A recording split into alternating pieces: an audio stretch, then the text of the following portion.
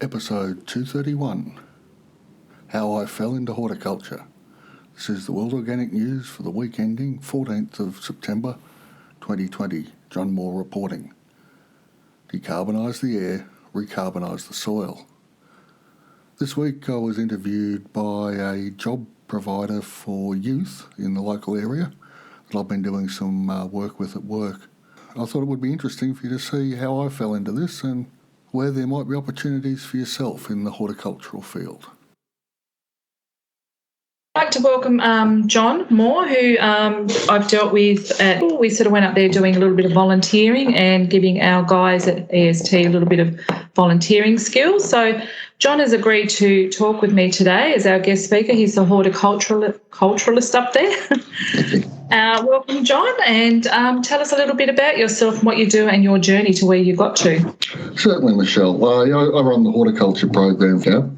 We've got about 400 square metres of space that we're growing. We've got 10 garden beds, and we're going to do a whole half of that will go down to sweet corn this summer. And we've got a glass house and 2 new polytunnels, as well as a meeting room and office and that sort of thing, and a kitchen and lunchroom. Basically, people on NDIS that have expressed the need, the desire to learn horticultural skills come across and learn with us. And so we do day-to-day stuff as well as sort of forward planning and whatnot. I've always been interested in horticulture. In 1977, I think, I found a book called The Complete Book of Self-Sufficiency by a fellow called John Seymour. And basically, as a 16-year-old, I was hooked. Eventually, though, so mostly it was self-taught. And then in 2010, I had a client that wanted to do horticulture at TAFE at the Blue Mountains in Sydney, west of Sydney. And so the organisation I was working for paid for me to go along and do it with him. And so we got the qualifications that way, which was a handy thing to do because it's based on all the stuff I'd learnt, but it actually gave a structure to it, if that makes sense. And so we did Cert 2 in the first semester, and I did 3 versions of Cert 3 in the second semester. And the client I took got through to the end of his Cert 3 as well. So it was a useful year anyway, just to see him grow. Yeah. So they're the qualifications. My original academic qualifications were in archaeology, human origins and Australian prehistory. But also I've always had a fascination in early farming and why it started, and gardening as well, which is the same sort of thing. 10,000 years ago, there wasn't a lot of difference. So, I've been in disabilities for 20 years in the sector, mostly mental health client, people with mental health diagnoses and some intellectual disabilities. And the people I've got now are active, obviously, because we're doing gardening, but we've got the place set up so if someone in a wheelchair wanted to come along and learn, we could do that too. It's been a long journey, but we've been growing gardens at every house I was in anyway, in the residential side of the disability sector. Yeah, I was going to ask you why did you choose this career path, but you pretty much answered that for me. Well, in a lot of ways it chose me. Yeah. Because I was working as a massage therapist of all things, and a disability house, their massage therapist was leaving and someone working there knew me, and so that's how I fell into that, and then we just went from there. So, and I enjoy the work. It's just fun. I mean, it can be unpleasant some days, but any job's got those unpleasantnesses to them. Definitely. So what do you do specifically at Multicab? Okay, so perhaps if we run through a typical day, might give you some idea. So I get there early, open up the glass house, make sure everything's still okay, possibly put on some watering depending on the time of year and how hot it is. Then the guys come in. At the moment, we've got 3 on one particular. I'll go through one particular day, and the 3 guys turn up. They're from 3 different services. They come up. We have a cup of tea. We have a chat about how their week's going. and what it's been like, just so I can assess where they are mentally. Because some people get distressed at home and then bring it to work. So we need to deal with that before we give people sharp implements. And then the routine is that, in fact, they're really good now. So we're about to start. I'll just go and do something, and by the time I get out, they've started watering the beds. They know the routine. And we're coming we're in spring now, so we're getting beds ready for later spring plantings. We've got peas in the glass house that are getting almost ready to be picked. So the boys just go and do what they have to do, and then they check with me to make sure that they're doing it okay. And they know what they're doing. The tasks are fairly simple, but the rewards are great. And then we'll stop for another cuppa and another chat, because I like to overwork people. And it depends on individuals' capacity to concentrate as well. And then after lunch, we'll go and work outside normally, unless the weather's off, but we've been lucky. And we've been preparing the beds that your volunteers built for us last year. There was a lot of regrowth around them. We just leave things to grow over winter, mostly because of the lockdown that we all went through.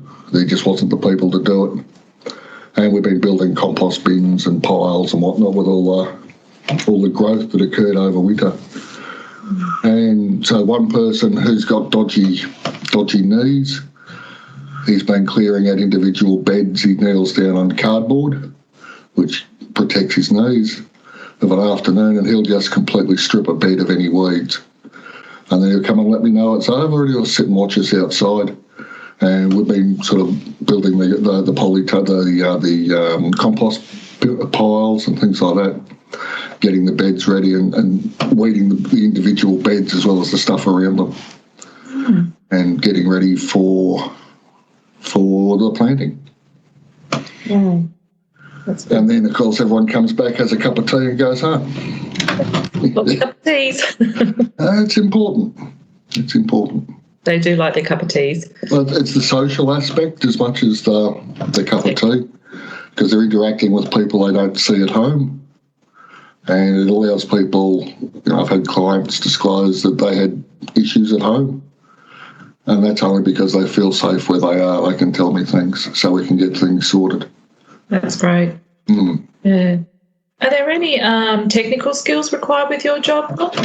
Well, yeah. The Cert 3 I did is the equivalent of a trade course. And that covers everything from propagation, so planting and growing, all that sort of stuff, through to pruning trees and care for plants while they're growing. I specialised in food production, but there are other people that were doing landscaping and flower work and nursery work. Where we are, we do a little bit of everything because we can. So we start plants in the glass house and then we'll plant them out later. Or we'll just direct sow into the beds because the soil's pretty good. But yeah, it helps to have the certificate. I mean, you can learn all this stuff online or from a book or whatever, but I had some very good teachers as well, who had 20, 30 years in the business. So there's tips and tricks you pick up to save time. And having that knowledge as a base means we can then experiment with different ideas and whatnot and run the boys through whatever. Yeah. Well, so you'd have to have your working with vulnerable people check, any other sort of... Yes, we did have to have that before we could start. I think the organisation also does a police check. Depending on where you're working, you have to get it yourself or your company does it, which is like an extra safety net, which is fair enough because we are dealing with extremely vulnerable people who can't always communicate, or have difficulty communicating might be a better way of putting it. Yeah. Definitely. Are there any opportunities for advancement in this field of work or industry? For myself or the clients? For anyone that would do. Yeah. I mean, you can go. Probably a small business is the way to go once you've done the work for a while. Running a small market garden, perhaps. With the clients, of course, then they can start working at home, and even again another small business where they could go around. Doing the gardens for other people. in their homes, because one of my clients at the moment can drive.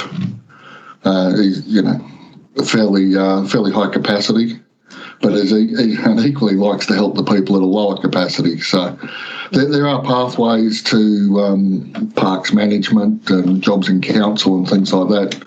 If that was where your passion was, I'd go mad having to mow lawns all day. Although I'm big into the food production because I enjoy it. Yeah, I've certainly learnt quite a bit from you. Thank you. It's amazing how much you accumulate just by doing. Yeah. No, it was great. So what advice would you give to someone who might want to prepare for something like in this occupational industry? Yep.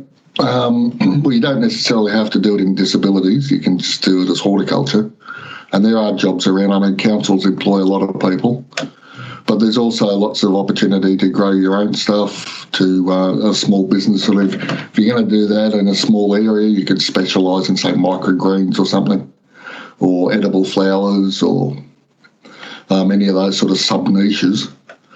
But there's also people at organisations where you can be employed to go around and garden in people's houses. There's also, I think, home care probably offers that. Was part of a package for people, so you can keep people in their homes and keep their gardens clean and tidy and safe. It is almost endless. A lot of the teachers I had studied in Australia and then went and worked in the UK and places like that on historic sites as gardeners, country homes and things. So it's a skill you can take anywhere.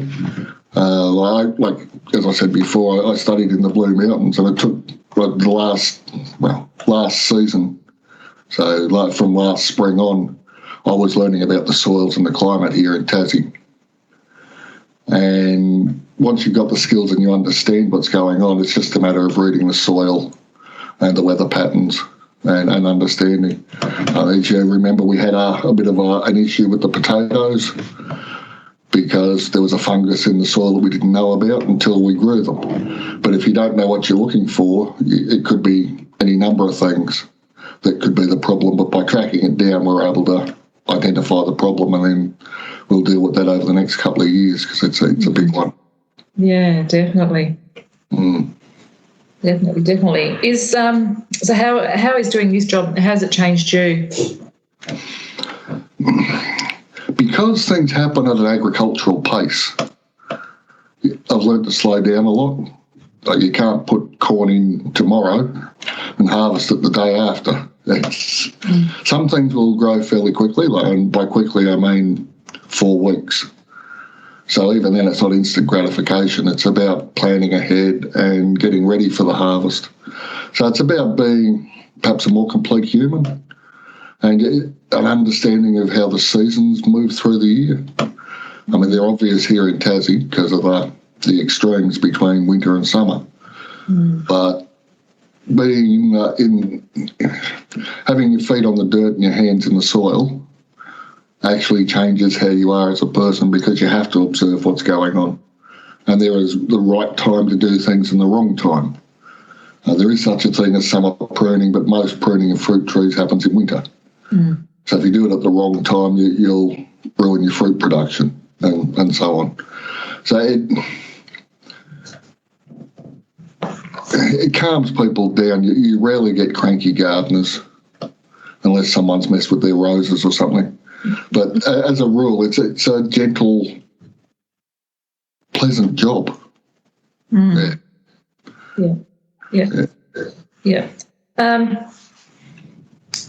What I was going to say then. So, like, if someone actually approached you, say if you were like an employer, what would you actually be looking for in qualities for someone to come and work with you? The ability to listen and take directions, obviously. But so when I'm with anyone, if they came to me, you give them a pair of secateurs and say, we're going to prune this, even if it wasn't the right time, just to see how they could take instruction, whether or not they listened, and whether or not they were observant. Because for me, I don't want robots working for me. I want people who have got thoughts and how they express them. And depending on the age of the person and their experience, you make allowances. But someone who's relatively calm, willing to learn, with an open mind, and if they were working with me, they'd need a sense of humour. Definitely. Definitely need that. Yeah. I'm a bit dry. I don't get your sense of humour, though, do I? Some days. I'm good some days. Is there time management involved in your job, John? Well, yeah, because there are certain times of the years there are things that need to be done then. So you can't plant, if I go back to corn again, you can't plant corn in winter because it's frost sensitive. And because we've got such a short growing season here in Tassie, it's got to be in by a certain date. So there'll be a week, probably a month. Say November, it has to be done in November where the garden is at work, and probably up here too in Highclere. So you've got to plan for that. You've also got to realise how much work's involved in putting the seed into the ground, how much time it's going to take to harvest, where you're going to put the stuff you've harvested. There are sort of routines we do every day, like I was saying before, which give you that pattern to start with. But equally, if probably next week the peas will be ready, we won't be doing as much outdoors, but we'll be harvesting peas in the glass house and then packaging them up and sending them off to the houses and whatnot. So you have to be able to plan ahead. You have to be able to fit everything into a day that you need to get in.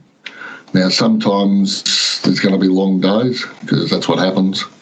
And other days there's less to do, but you can always sharpen tools or read up or research or, again, plan for what's coming. So I work on an annual plan depending on what the weather actually throws at us because it's all subject to change anyway. But, yeah, time management's important. Definitely. And one more question. What are some of the qualities or skills or strengths that you will really, really need for working out in the open and being a horticulturalist? Well, you've got to be relatively fit. I mean, I'm not overly fit, but as spring goes into summer, I get fitter because I'm doing more. Yeah. You need fairly good hand-eye coordination for planting and pruning and things like that. And you just have to be able to bend quite often because of the way things are on the ground. We've got some beds that are up at waist level, which helps. But you just... What was the question again? I've gone off track. Pretty much quality, skills or strengths. Okay. So, yeah, and you've got to be patient, because, again, everything moves at its own time. And the ability to look and listen, to almost to feel the garden. I know that sounds a bit woo-woo, but it's gotten to the stage where I know something's wrong before I've seen it. Remember we had the whitefly problem last year in the glasshouse? And I knew there was something wrong before I tracked it down. So I walked into the glasshouse one morning and thought, nah, it's off. And I couldn't tell you why. But that sort of thing develops with experience, I guess, just being in touch and actually listening. So, yeah, and having a sensitivity towards the plants, because they're all living things anyway, so you can get a feel of how they're going. But then again, that takes time because you don't know what a healthy plant looks like when you start, but you do fairly quickly. Yeah, so an ability to listen, ability to be still and just let the garden talk to you is a good thing. Yeah. And an ability to plan ahead and to execute when things need to be done. Pretty much get back to nature, isn't it, really? Well, yeah.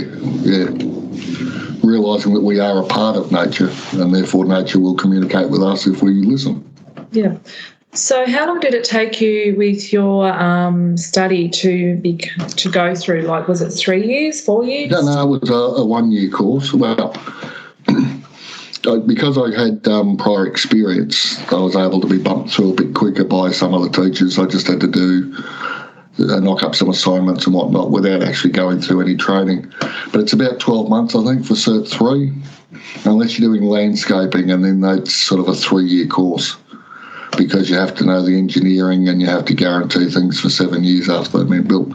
But the planting and growing and harvesting and grafting and things like that, and all the propagation stuff, you can get done in the 12 months. I've seen it done as part of a traineeship over a couple of years. But yeah, if you're just going to study, so the Cert 2 is 6 months and then 12 months after that. Is there any further advancements after that with study? Yeah, you could go and do Cert 4, which would teach you how to be a manager. You also do a lot more, you run experiments. So you see the effect of different fertilisers on things. And at the moment, I'm currently doing a diploma of sustainable living through UTAS. Yep. And I picked up a couple of units there. One I'm doing this semester is the science of gardening. And it's the same sort of thing. And it was a good refresher to go back to basics again and learn all the parts of the plant and how they work and whatnot. But there's also an experiment there we have to write up to see the effect of things. And there's been a lot of change in the 10 years. So our knowledge and understanding of the fungal networks underground has grown enormously. So it doesn't hurt to go back. If you're going through the TAFE system, you can then do diploma after Cert 4, which allows you to run companies, I think. That sort of gives you the skills to do that, personnel management and all that sort of stuff. Because once you get up and it becomes a business, then there's a lot more to it than just the gardening. Yeah. But there are pathways there. Yeah, that's amazing. And obviously initiative and work ethic are a big thing. Which comes down to your qualities and skills as well. And that develops with time. You know. I don't know any child that's born with that sort of work ethic in them. It's part of our culture more than anything else. Yeah. It's a skill that's sort of got to be acquired over time, I think. Yeah, beautiful. All right, John, thank you. Is there anything else you would like to say? Or I would highly recommend anyone going into horticulture, particularly now that we can use it to reverse climate change. A lot of the techniques that are being developed both at horticulture and farming level will actually take carbon out of the air and put it back in the soil. And given the Extinction Rebellion stuff, I think it's a noble profession if you want to actually save the world, for want of a better phrase. So come and join us. I like the gardening side. I miss it. Yes, and the boys keep asking, when are the kids coming back? Yeah, we'll get there. And it's good for them as well as for your students to have a wider experience of life. It's through gardening. It's wonderful. And you would have seen a lot of it too, from as much as I've seen it, how much people change and having to deal with disability. They sort of freak out a little bit, and once they get up there with your guys, they totally change. They totally love it. Within an hour almost. Yeah. Once they realise we're just dealing with people. Yeah. There's a lot of loaded nonsense around the word disability. And I think also the fact that I have a rapport with the clients then puts your students at ease, which I think helps everyone. But but it's wonderful to see that my clients actually look forward to, because there's an excitement and a vitality to youth that they don't always get when they're living in group homes with people their own age. It's a whole of person thing. It is. It's great. All right. Thank you so much, John, for jumping on today and sharing your wisdom. Wisdom. Oh, okay. Yeah. My pleasure, Michelle. Yeah. Not a problem. Thank you, John. A pleasure. And there you have it, why I ended up in horticulture. Remember to decarbonise the air and recarbonise the soil. You'll notice there are a few little jump spots in there where I had to cut out the company name of the people I work for, just for privacy reasons for my clients. Other than that, we'll be back next week.